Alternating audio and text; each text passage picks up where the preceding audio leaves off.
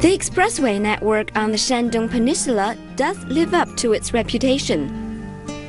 The highway between Yantai and Weihai is really well maintained, and the ride itself through the vast fields is great pleasure. Picturesque Weihai is more likely to be called a garden city. It is also one of China's biggest seafood production bases. Around here, the waters generate 300 kinds of aquatic delicacies each year.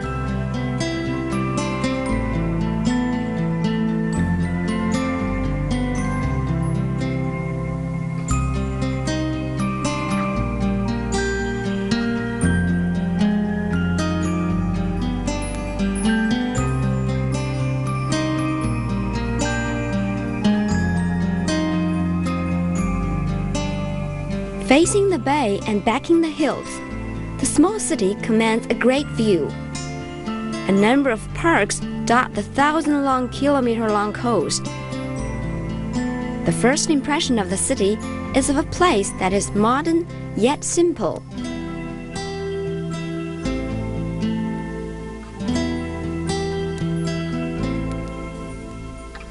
You won't have any traffic problems, and many people from the big cities choose to buy seaside villas here.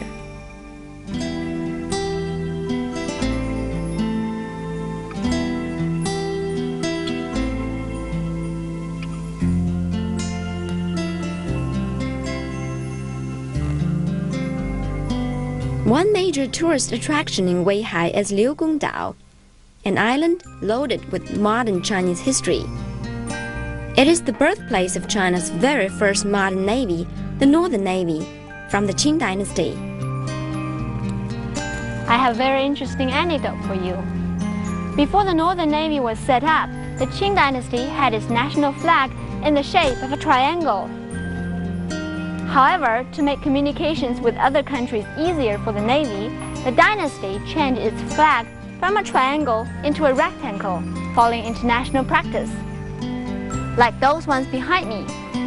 Now you can see how important the Navy was.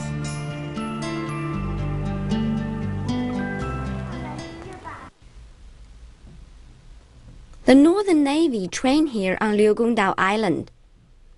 Because most of its high-ranking officials had a Western education, the Navy was established just like one in the West. For the first time in China, epaulets became part of the Navy uniform.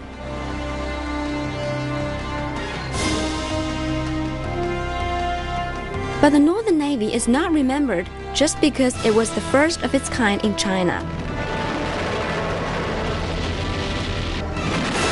What makes the Navy immortal is its heroic yet tragic fight against the Japanese invaders by the end of the 19th century, right on the waters beside Liugongdao Island. In the end, the whole fleet died fighting, while the chief commander, Ding Ruchang, committed suicide, dying with his sailors.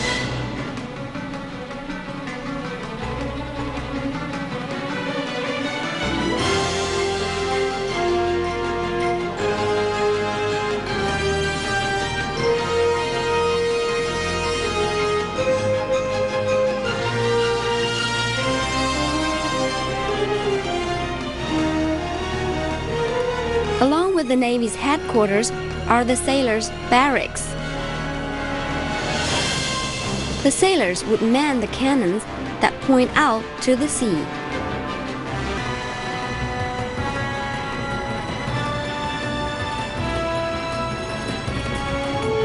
So this is the barrack for the Navy personnel.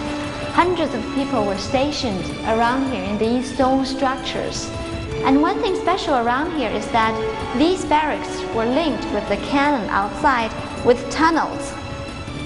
So the soldiers could reach the cannons as soon as possible.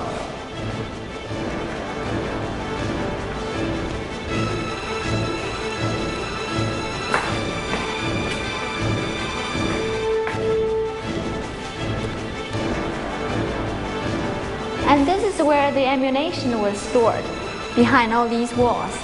And they have a very efficient way of sending the shells up to the cannon through this small tunnel. And guess what are these openings for?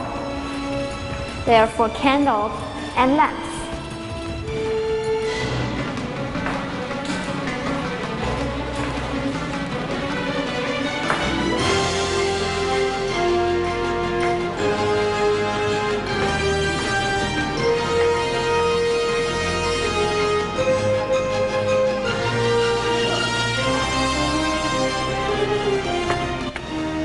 Okay, 2.5 minutes. I believe the Navy sailors will be much faster than me.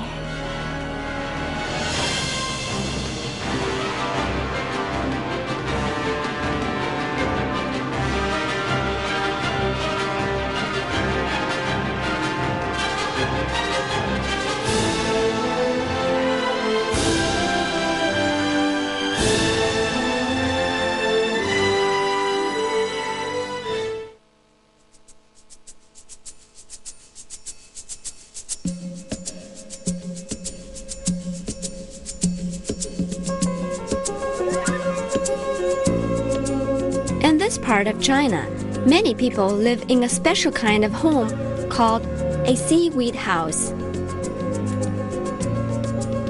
The house is made of stone, and the roof is thatched with seaweed. In Hekou village, I went to visit the home of old Granny Qu. 咱们这个房子有多少年头了？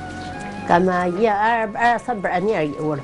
我17岁来了，就住了好几代。好几代。住好几代了。我今年都差2岁，就80岁。哦。这个房子都修了，老修了好几遍。修了好几遍。这房顶上铺的是什么东西啊？海的，底下是草，上的是海棠。哦，底下是草。底下是草，上的是海棠。哦。这个海棠都是上海里去捞的。海里捞的，这捞都不够，再去买都上西部去买，买的找人选这个房子。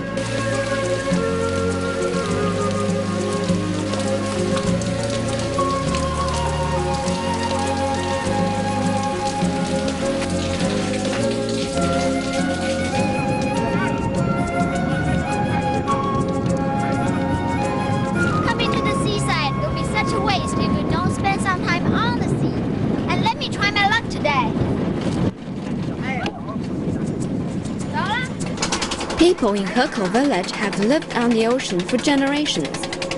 Now they take a new profession, tourism.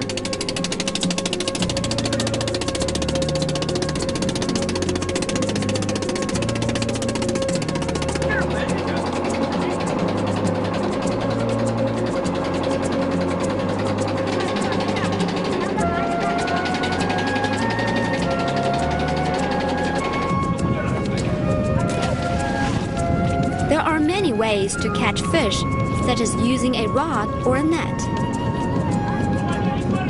But here, the locals use one efficient method. It's called pulling out the cages. They send the cages or pots down to the seabed and come back the next day to see what has been caught.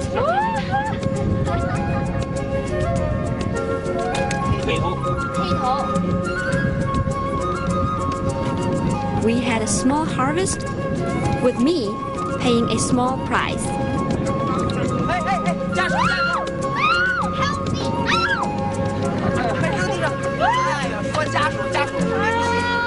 There's a price to pay.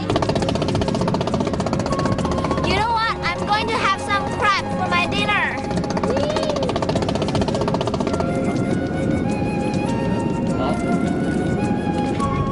It's the first time I've been fishing at sea, and I have no experience to compare it with.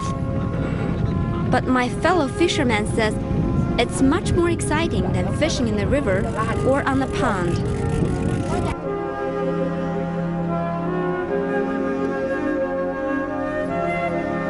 At dusk, the setting sun turned the blue sea into liquid gold. The whole picture is a moment of true serenity that makes you forget how capricious the ocean can be.